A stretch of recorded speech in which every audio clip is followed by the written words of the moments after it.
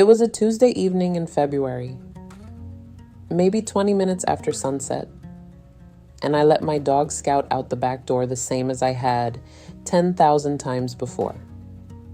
Black and white border collie, 12 years old, the best farm dog I ever owned. I was drying the supper dishes when I heard one short yelp from the tree line past the woodpile.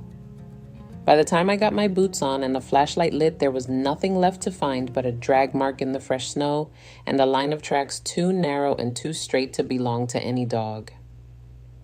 Coyotes. And I will be straight with you, friend. The plan I made standing out there in the snow that night was not legal, and it was not smart. But an old trapper who used to sit at the end of my bar talked me out of it. And by the next season, I had caught every coyote working my place with a piece of steel the fur catalogs were selling before my dad was born. Stay with me to the end. Because whether a trap catches a coyote or gets dug up and flipped upside down comes down to a number of inches you can measure with your own hand, and one habit a coyote has with his front feet that nobody ever explains. I will give you the exact number before we are done. I'm Donna Larsen. I'm 52 years old. I live in the Northwoods of Wisconsin, and my dad Ray had me in a deer stand before I was 8. I shot my first buck at 11 with his old lever action 30-30, and 44 seasons later, I run the same family deer camp I grew up in. My freezer is full of venison and walleye every single year. And most of what I know came from men who are gone now. Now, if you live in coyote country, you already know there are more of them than there used to be, and they have gotten bolder about it. February is their breeding season, and that is when they get brave, right up under the yard light, right past the woodpile where your dog does his business. And it is not only our dogs and barn cats paying that bill. The old boys at my deer camp read the June trail cameras like a bank statement, and a coyote-heavy spring means thin fawn crops in the pictures. Fewer fawns on the ground this June means fewer bucks to hunt 3 falls from now. So this is deer business as much as it is dog business. The trouble is that the usual fixes mostly train the coyote instead of stopping him. Sit up one night and miss a shape in the dark, and you have just taught that dog and every dog running with him what a rifle sounds like coming off your porch. Motion lights and a radio playing in the barn work for about a week, and then they trot past them like furniture. The trapper in town is good at his work, but he charges by the stop, and new coyotes move into empty country by the next winter anyway. The old fella at the end of my bar put it plain over his Friday brandy old-fashioned. A coyote is a creature of habit with the best nose in the county, he told me, and a habit can be caught. Keep that front foot promise of mine close while we work, because my first 2 weeks of trapping caught nothing but frost, and that habit is the whole reason why. Now, the reason I fight this hard for June fawns is the same reason I wrote my book, Donna's Whitetail Bible, 101 Field-Tested Tricks to Stop Going Home Empty-Handed. I wrote it for hunters who already do the basics right and still ride home with tag soup. 44 seasons of what actually costs people deer, told plain. Turning that nocturnal camera buck into a daylight shot. Figuring out why a stand that was produced for years went dead. Telling honest signs from lying, and hunting around everybody else's pressure. There are no gear ads in it and not one $400 gadget, because Dad always said the deer don't care what you spent. It is $17 right now, marked down from $47, less than 1 tank of gas to a lease that has quit producing. Now go ahead and grab your phone and open up your camera, the same one you used to take pictures. Point it at that square code on your screen and hold it steady for a second. A little link will pop up, give it a tap, and it will take you straight to the book. And if you're watching on your phone right now, the link is waiting for you right down below in the description. Take your time. There is no rush at all. I'll wait right here. All right, back to the coyotes, friend, because this next part is where I wasted 2 weeks, so you will not have to. The old trapper started me in the same place Dad started me on whitetails, which is learning the animal's roads before you ever think about the animal. A coyote travels edges. Field edges, fence lines, 2-track logging roads, creek crossings, cattle paths. He does not drift through the middle of the thick brush like a rabbit. He commutes the same routes night after night, the way a buck runs a rub line. So before you touch a trap, spend a week walking your edges with your eyes down. You are looking for tracks and scat. A coyote track is oval and tight, about 2.5 inches long, claws close together, and the trail runs in a straight, businesslike line. A loose dog leaves a rounder, sloppier print and wanders around like he is on vacation. The scat gets left on purpose, right in the middle of a 2-track, or up on a little rise where trails cross, because that is how coyotes leave notes for one another. Where 2 travel routes meet and the sign stacks up, that is your spot. Mine turned out to be the hayfield gate where my fence line meets the creek, about 80 yards from where Scout died. I hung a trail camera on that gate, and inside of 4 nights I had pictures of 3 different coyotes, including one big male who walked through like he was paying the mortgage on the place. So now I know where. But knowing where is the easy half of trapping, and what came next is the part that sends most first-year trappers home. I wanted those coyotes gone in February, the same week it happened. My state's regulations said coyote trapping opened in the fall, months away. So I did the thing nobody wants to hear about, friend. I waited, and I got legal, and the waiting turned out to be the making of me. I bought my trapping license. I sat through the 1-day trapper education course my state asks of first-time trappers, me in a room full of 12-year-old and retired dairy farmers. And it was the best Saturday I spent that year. You go check your own state's rules on every bit of this, seasons, licenses, and which sets are legal where you live. Because every state writes its own book and some counties add their own pages. But 2 rules are close to universal. So plant them deep. You check your traps every single day. In most states, that 24-hour check is the law, and everywhere it is plain decency. And you get permission in writing before you set steel on 1 square foot of ground you do not own. Now, the steel itself, because the title of this video says deadly traps, and I want to be honest with you about what that means. I do not run the big kill-type body grip traps on dry land, and in a lot of states you legally cannot, for exactly the reason you would guess. Somebody's dog. I run a number 2 coil spring foothold with offset jaws, the same basic trap the fur catalog sold 100 years ago. That trap holds an animal by the foot, alive and whole until I walk up. If the wrong animal ever steps in it, a neighbor's lab or somebody's wandering beagle, that dog gets an apology and a ride home instead of what Scout got. And when it is a coyote standing there, my 22 ends it quick and clean, the way the law and plain decency both ask.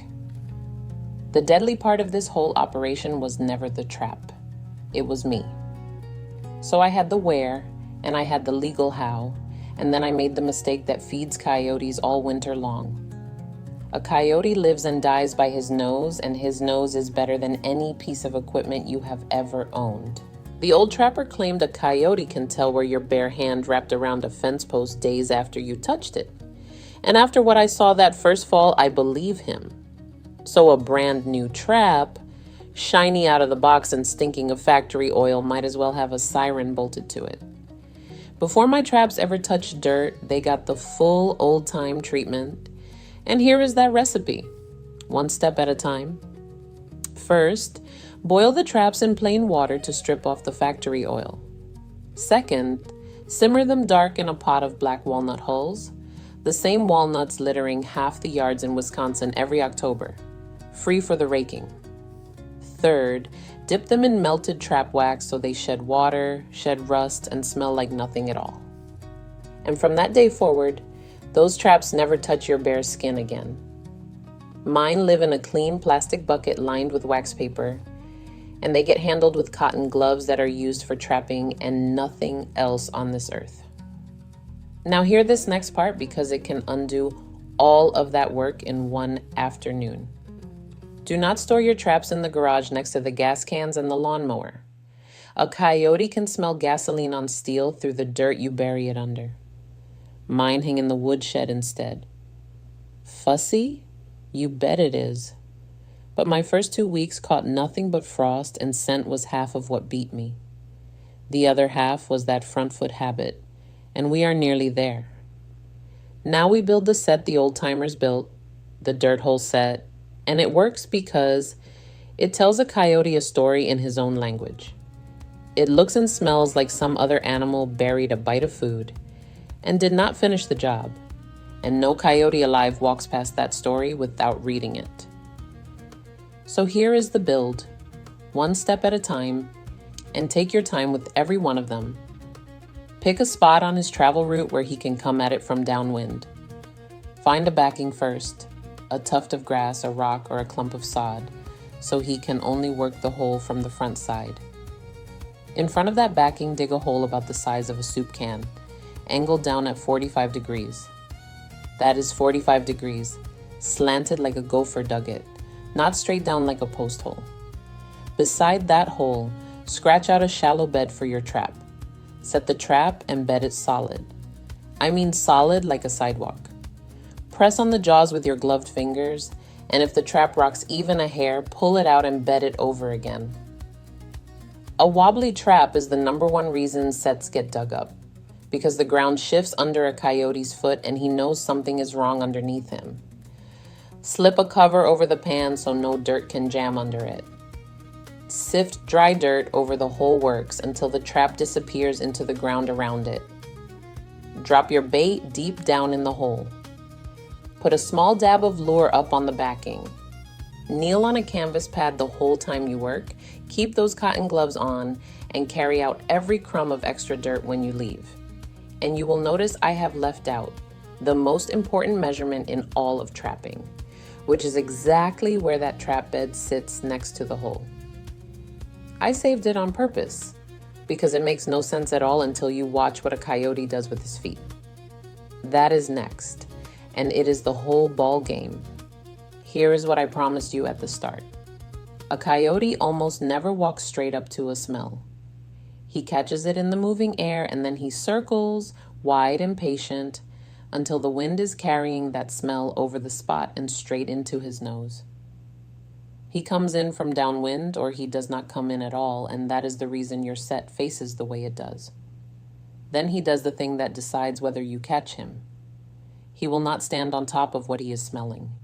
He stops short of it, plants those front feet, and stretches that long neck out to work the hole with his nose.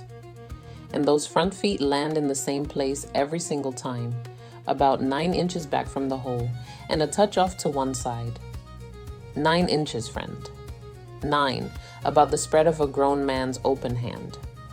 So that is exactly where the trap goes.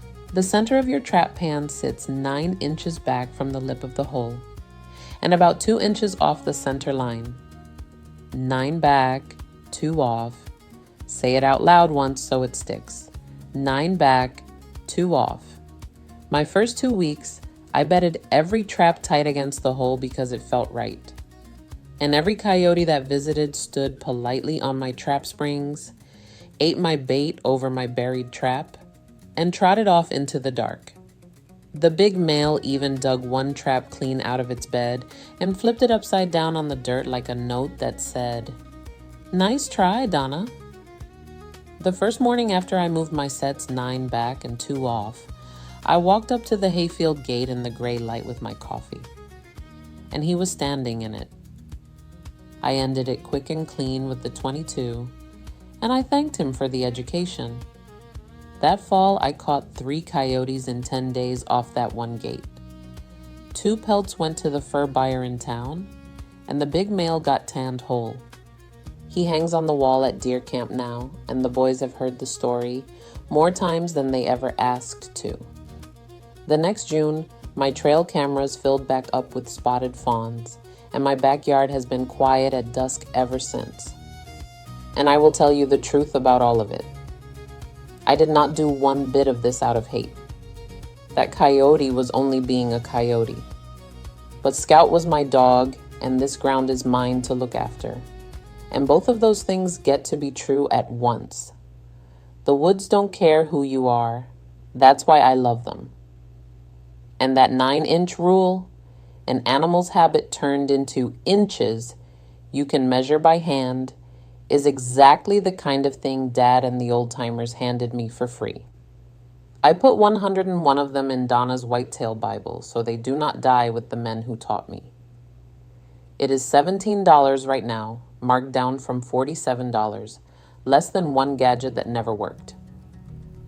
Now go ahead and grab your phone and open up your camera, the same one you used to take pictures. Point it at that square code on your screen and hold it steady for a second.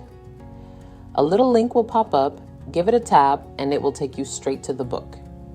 And if you are watching on your phone right now, the link is waiting for you right down below in the description. Take your time, there is no rush at all. I'll wait right here. So there it is, friend. Walk his edges, get legal first, boil the stink off your steel, bed it like a sidewalk, and set it 9 inches back and 2 off center. Now tell me in the comments what state you are in and whether the coyotes have gotten thicker in your neck of the woods. And if you ever lost a good dog to them, tell me his name because those dogs deserve remembering. I read every single one. Next time I am going to show you why a deer stand that produced for years goes stone dead all at once, and the one quiet thing that kills more good stands than hunting pressure ever does. It is probably happening to one of your stands right now, and I will show you how to catch it with your own trail camera. Keep your wind right and your coffee hot, and I'll see you in the woods.